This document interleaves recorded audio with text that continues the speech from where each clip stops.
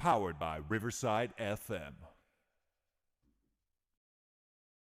Ayan. So, welcome to another episode of Untold Thoughts by Ivy Foglar. Okay, so I'm so happy right now because when I saw the analytics of my podcast, so may mga impressions doon. Nakakatuwa lang naman because, my podcast growing, which is unexpectedly kahit unti-unti siya, which is still an achievement. So, sa susunod i-discuss natin yung mga achievements na yan. But now, we'll discuss na nag-pop up siya sa mind ko earlier na what if gawin ko siyang topic? Kasi, which is, it will help you also into yourself. Not just only a self-love and self-care, although i-discuss natin yan, but this one is one of the praise na naalala ko when my manager in while working while I was working in one of the food and beverage establishment here in the Philippines. So, sabi niya, be the best version of yourself. Lagi niya yung sinasabi sa amin. And then sabi ko, okay, sige, tingnan natin. Ano ba nga yung best version of yourself? So, yon. So, before we proceed, ayan, I I want to remind you guys that stay hydrated. Please. Napakainit. Grabe, isipin nyo 47 degrees Celsius. Then, papunta na ng 50 degrees Celsius. That's too hot. So, para nang kinukumbulsyon. And right now, kahit na naka-aircon ako, kahit na yung work ko may aircon, oh, ganun siya, or sa kwarto may aircon, alam mo yung init ng katawan, iba. Eh, parang nakakulob yung init ng katawan mo, sobrang init. So, ganun siya kalala. Kaya nga, this is the climate change na talaga na sinasabi. So, sa mga, ano dyan, nag-promote eh. Pero, for the future din kasi naman, plant trees, please. Plant trees. Yun lang talaga. Kasi, ay nako, yun ang ano doon. Maybe on the future, may mga tawag dito, kwento-kwento lang. So, yun naman. Sige, okay, let's proceed na sa topic. Okay, so let's define and to know what is the meaning of the best version of yourself. So this one, when you said that be the best version of yourself is learning how to be true to yourself and be authentic. Okay? You may feel that the mind, your body, and heart tell you to act one, but this society demands you need to act differently. And also, by exploring authentic self, is teach you how to be true to yourself in a relationship, comfortable in your skin, and live the life of your dreams. So this one. So putting in the work can be overwhelming, but it's worth in the long. So ganito yun. So, of course, what does it mean to be the best version of yourself?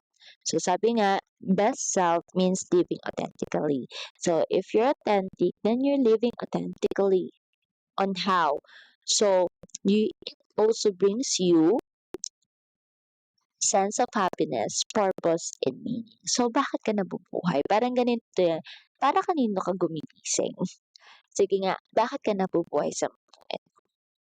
So what is your purpose? Okay? So, yun ang ano dun. And being your best self isn't dependent on life being smooth or perfect. Ibig sabihin, if you are setting goals and focusing in your needs, lagi siyang success. So, success people always try and try even they failed many times. So, neto nga, last time. So, story time lang. Ayun, nanood uli ako nung anime na Food Wars kasi I'm preparing for one of the competition national. So, I'm so excited about it. Anyway, share na ng TMI. So TMI talaga ba? Okay. Yun siya. And then, yun nga. So, yun. I'm setting my goals and focusing of what I need. And I hope it will help you also. This mindset, it will applies also in your career, in school, in relationships, health, and also in personal development. Kaya nga, personality growth. Kasi may subject nun, way back in college na tinatawag na personality development. So, doon talagang ang cute lang, 'di ba? Na dumating na may gano'n kaming subject. So, maybe next time, okay, yan, na-tackle natin yan. And then this one, the best life will be different than someone else. Okay? Pag sinabi ng authentic, balikan natin yung word na authentic. Ibig sabihin, unique. You don't need to copy. Or you don't need to be also in her way because you have your own path, di ba? And there's no one right. Kaya nga sabi nga, we have different paths. Maybe this one it will apply you, but for me, iba pala. So, let's go to the 10 strategies to help you be the best version of yourself. So, meron siyang 10 strategies. And I hope it will help you also. So, sabi nga, it's like a high school course titled How to Become the Best Version of Yourself 101. But sabi nga, there's no high school courses titled na ganun. Pero, dito, bibigyan kita ng tips about it. So, I will put it also, yung website kung saan ko siya nakita. Although, nakaka-reflect din. I do this podcast not just for you guys who listen, but also for me, it will reflect me also what I'm doing. Sometimes kasi you need to, di ba, reflect of what are we doing right now. And that's how become us. Okay? So, number one. Okay, number one, don't delay. So, let's think about running in the marathon and register today. So, you want to earn or pursue a new adventure, a new soft skill, di ba? For example, me, okay? I'm a teacher, and then I want to be a model. I want to try to run, di ba? So, maraming ganun na. So, this one is a first step, but it's not always smooth. Kasi nga bago nga siya sa atin eh. So, of course, it's quite challenging, but in matter of process, makikita nyo na, okay, buti na lang hindi ako sumuko. Kasi pag hindi ko ginawa to, magsisisi ako. So, it's okay to try than to regret. Okay? So, yun ang ano done. And then, number two, let's go to number two. Prioritize what matters to you, not others. Okay? So, ito yung tinatawag na reflection din sa sarili natin.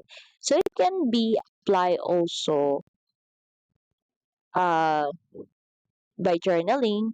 Okay? Or this one also, tawag dito, that may be your family, travel or reading a good book regularly is good. you to prioritize yourself. So spend time around people who encourage positive self-talk and make you feel that good about yourself. So surround yourself with positivity. Okay? This one, it will help us also to find what we need to do first. Okay? So prioritize what matters to you, not others. Doesn't mean wala ka ng pake sa iba. Pero kasi, like what I've said, kailangan mong magtira sa sarili mo. Kasi pag ikaw naubos, ay nako, mahirap ibalik. Okay? And I experienced it na mahilig ako. I have this red flag talaga na na people pleaser. Nung kailangan ganito, ganyan. Kasi mawawala siya sa akin. Mawawala tong taong to. Kailangan ko to. And then, yun pala, hindi pala siya okay. So, ganun yan. May ganun akong red flag dati. Pero now, medyo nagiging wala nga akong pake. Hindi naman sobra. Kasi kung wala akong pake, di sana hindi ko na tinuturuan yung mga estudyante ko. 'Di ba? Hindi na ako nagtatrabaho, pero hindi. Siyempre may pake ako. 'Di ba? Kasi nga may pake ako sa parents ko. That's why I work. May pake ako para sa future self ko, sa future family ko. 'Di ba? That's why, yun. Siyempre, I work on myself because not just for myself. You work on for yourself because yourself will help others. 'Di ba? So, good. Okay, number 3, don't sweat the small stuff. So this one, unexpected events will undoubtedly arise as you go through life. You make errors and embarrass yourself. Okay, learn from your mistake and setbacks and be grateful for the progress you're making. Don't sweat on the small stuff. So ito lang, recently lang. So, recently, i-share ko siya sa inyo kasi nga medyo related din dito na and nakaka-reflect din siya. Yun nga, like what I said, what I'm doing right now is like reflecting to myself at the same time, I sharing it also to you. And I hope it will reflect yourself in life. 'Di ba? Yun naman ang gusto ko do'n. So, positive lang tayo, positive vibes, gano'n. And then, this one kasi, so, yun nga, balik tayo dun sa story time. Kasi, recently lang, muntik na akong pumunta sa bingit ng kamatayan. So, as in, grabe, nagulat ako. So, nagda-drive ako, mabagal ako mag-drive. And then, hindi ko na, ewan ko ba, hindi ko na ayos yung pagtabi ko. And, alam mo yun, hindi naman ako mabilis. Hindi talaga ako mabilis. As in, liliko lang talaga. And then, tumama ako sa Center Island. And then, after nun, bigla akong ginilit uli. Nung tumama ako, bigla akong iniwas uli. Kasi, sasampa na talaga ako doon sa Center Island. If I just make it tuloy. Yun talagang, nagulat din ako nun. So, yun. And, yun nga. Then, I talked to my dad. I talked to my sister. And then, sabi ko pa, sorry na akong sasakyan. Ganito, ganyan. Although, hindi naman siya nayupe. Pero yung bumper niya sa unahan, medyo bumaba siya. And then, may gasgas talaga. So, yun. Ayun. Masakit siya sa akin. Siyempre kasi, yung nagulat ako eh. So, it's my first time on what happened on that, na mag-isa lang ako. And, syempre, pag nasa kalsada ka kasi, hindi mo maiwasan yun. Yun nga, iniiwasan ko yung maputkan ako ng gulong. Kaya ako nagpahangin kahapon pala, pahangin talaga ako ng gulong. Kahapon ba yun? Ay, oo, kahapon nga,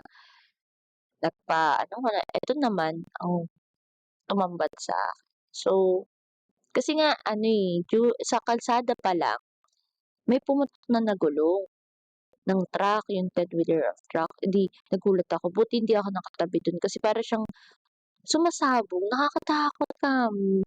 And then, pagdating sa school kasi inaayos yung school, ayun, pumutok din yung gulong. Eh, kaya sabi ko, "Wala ba kayong kuryente?"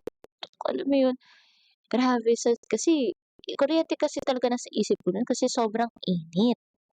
But no, so nagpahangin ako ng gulong, iba naman ang una sa akin. So yun, and then the rest of is just a story, history na lang. Okay, so yun, I learned from my mistake about that and I'm very grateful pa din kasi nga buhay ako. Nakakatakot yun, kasi talagang alam mo yun para ako na ang bilis. And then tumigil ako sa isang gilid. Tas ang thankful naman ako dun sa mga parang siguro na ano rin ng mga nasa paligid ko. Pero after that biglang may kumakatok sa pinto. Buti na lang I always make myself safe. Meron akong seatbelt, meron akong naka-lock yung door. May kumakatok sa pinto na babae. Diyos ko, ay umalis talaga ako nun kahit na alam mo yun, talagang tinapangan ko. Pero naiiyak na ako kasi nandun pa rin, eh. Although hindi ibig sabihin nun hindi na ako magda-drive. I will drive again. Pero nandun na yung, ah, I need to be careful more and also I need to be aware of. Nasa isip ko nga din kaya siguro mga ganun ang tao sa kalsada kasi nga sobrang init and I hope wala na 'tong init talaga dito sa ating mundo. Anyway, that's just don't sweat on the small stuff. Kasi nga we can't predict what happen next even now, 'di ba? Sa minutong 'to, hindi natin ine-expect kung anong mangyayari next. Baka kasi may mangyari, 'di ba, na hindi natin ine-expect. So, katulad niyan, for example, matutulog ka lang ta's pagka ano na ng kinabukasan 'di ka nagising. 'Di ba, ang daming nangyayaring gano'n. Yung mga gano'ng factor na hindi naman natin inano. So, be grateful for the progress pa rin. Ako, naging grateful ako pero nanaig yung ano, yung takot, yung kaba, kasi mag-isa lang ako. So, ang ano naman ako, grateful ako nun, yung tatay ko, pinapalakas yung loob ko na, "Uwi ka na anak, lakasan mo loob, natulog ka na ba?" Ganyan, kaya sabi ko, "Hindi pa, kailangan ko 'to kasi kasalanan ko." Yun naman ang maganda. And then, yun lang ano doon, okay? So, don't sweat the small stuff. And then, number 4, accept help from others. So, your pride can hold you back from accepting praise and involving. Paano kaya tayo nagkakaroon ng pride? If success is always in our mind and we don't want failures in life. Wala namang masama maging success, pero may dadating talaga na fail ka eh. Kasi nga, that failure will help you also to grow more. And also, that failure, it's also a learning to grow more, like what I've said, and to know what is the next step, 'di ba? And what is the best step also. Sabi nga, there's no need to travel the road to find your best self alone. Okay? So, you need to accept help from others. Kung kailangan mo ng tulong and then at may nagbibigay sa'yo ng tulong and then go for it. Pero, siyempre pipiliin niyo pa din. Maybe kasi, okay sige, binibigyan ka nito ng tulong pero meron palang kapalit. So, be aware pa din on that. Be wise pa din, okay? But don't ever forget to accept help from others, okay? And then number 5, take break from social media. Parang nga ako nagre-reflect talaga dito. Platforms like Twitter, Facebook, TikTok, okay? Yan, Instagram, even LinkedIn are deeply embedded in our lives. Kasi ito yung ano eh, can lead to comparison and self-doubt. So if you find the scrolling your feed leaves you feeling down and not uplifted, try to establish boundaries. So ngayon, hindi na ako masyado sa social media, pero sa Messenger, yes. Kasi nga, sa trabaho, sa estudyante, 'di ba? Kung ano na pang racket sa buhay. Pero ang ano is yun nga sa Food Wars sa Netflix. Pinapanood ko siya ulit kasi wala nakakaano lang siya, lift up na alam mo yun, yung bida dun kahit na natatalo na siya ng tatay niya ng 490, loses, never siya nag-win sa tatay niya 'pag nagluluto sila, nagfo-food war sila, eh, go forward lang siya. Kasi yun ang ano doon. And then, take break from social media is sorry, medyo ngongo tayo. Take break from social media is good, okay? So, yun. And then, celebrate, number 6 tayo, celebrate small victories. Yan. Like what I've said, yun nga katulad niyan, nung sa una pa lang, may mga, may followers ako, konti pa lang, pero it's okay. Kasi, ibig sabihin, sa 5 followers na yun, may naniniwala sa'yo and may natutulungan ka. So, it's still an achievement. At the same time, it's still na you need to continue what are you doing. Okay? So, effective pala siya. And that's why, these ones, it gives you to motivate, keep going. Okay? So, keep going of what you're doing. So, don't forget to reward yourself as you hit the benchmarks and milestone. So, reward yourself. For example, libre mo yung sarili mo. Mag-parlor ka. Ganyan-ganyan and so on. And then number 7, exercise daily. So, ito yung sinasabi ng mga instructor, gym instructor, or personal instructor in gym na exercise. Exercise gym is very important. Bakit? Eh, yung coach ko, si Coach Ron, I don't know man, napapakinggan niya na to, maybe in the future, nakikinig siya ng Spotify tapos narinig niya ako. Hindi ko kasi pa siya talaga pinopromote yung Spotify. So, ano lang naman, kasi nga, gusto ko lang mag-open at the same time, eto, yung thoughts ko, ano, overthinker ako eh. So, and also, I'm not the only one who thinks a lot, 'di ba? So, yung exercise daw, sabi ni Coach Ron, is that it will help you to release hormones. Happy hormones, mga ganito, ganyan, and so on. And then, yun, 'di ba? So, this one, exercise also creates better blood flow to the hippocampus region of the brain and the region that's crucial for your memory, 'di ba? So, ganun siya. And then also, it will help you also in different, to prevent different sicknesses. Okay? Kasi nga nag-exercise ka eh. Lalo na pag malamig ang panahon, we need to exercise. Kasi nga para to release yung sweat. Okay? And then number 8, speak up yourself. So your opinion is important. Stand up and speak up. It may be nerve-wracking, ibig sabihin nakakakaba. But the more you practice, the more confident you feel. Speak up for yourself.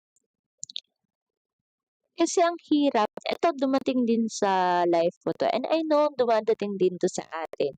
Even now, kahit matanda na tayo. Kasi nakita ko sa ano, there's a 30 plus na nakikinig dito. So, yun, ang ano mo, speak up for yourself, walang masama, okay? So, for example, there's something wrong in the company that you're working in. So, speak up for yourself. Sabihin mo yung nakikita. Maybe hindi yun nakikita ng company itself. So, it's better to speak up for yourself. Okay? Nakakaba naman kasi talaga kasi baka ganito yung maging reaction, ganyan, ganyan. Pero alam mo yun, why don't you try? Maybe kasi meron siyang babalikan na maganda sa iyo. Okay, number 9, embrace failure. Yan, like what I've said, mistakes, failure can be the best teacher. Okay? Sabi nga, learning from experience makes you great. Okay? So, yun ang isa doon. And then, you never develop new skills, develop new interests and passion, or you just go to your comfort zone.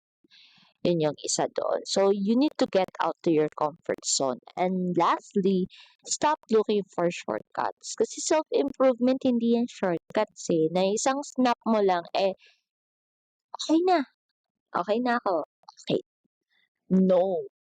Like what I've said, it's a process. Okay. So, i-wrap up lang muna natin to before we go to the next. So, number 1, tandaan natin, don't delay. Number 2, prioritize what matters to you, not others. Number 3, don't sweat the small stuff. Number 4, accept help from the others. Number 5, take a break from social media.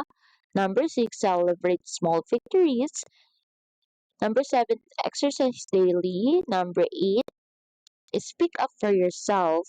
Number 9, embrace for failure. And number 10, stop looking for shortcuts. I hope it will help you also, ha? So, yun ang ano doon. And meron pa yan na isa. So, I will leave it to you para mas madali sa inyo. But discuss lang natin ng konti.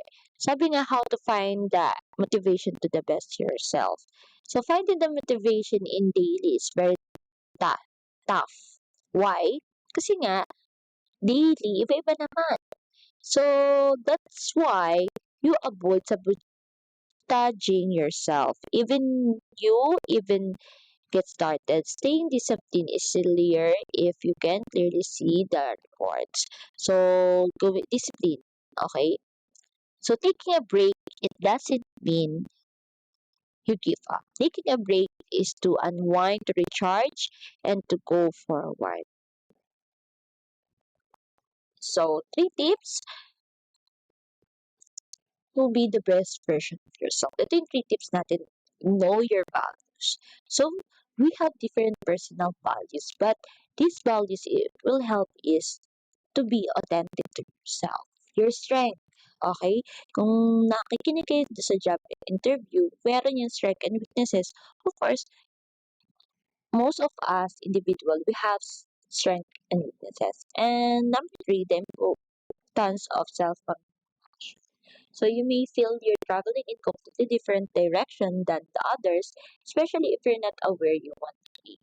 So take a moment to appreciate your mind and body do for you and you get there.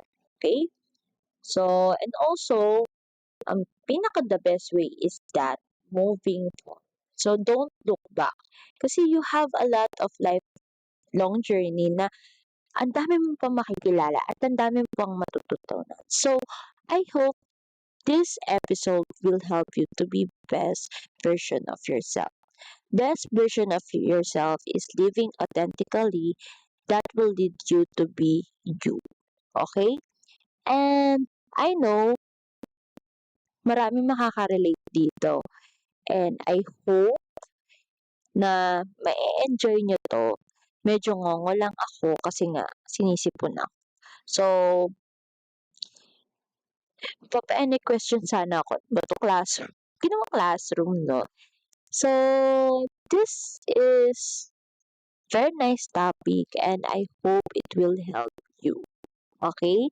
So, if there's someone to ask about something or want to share something, you can follow me or message me on Instagram or TikTok.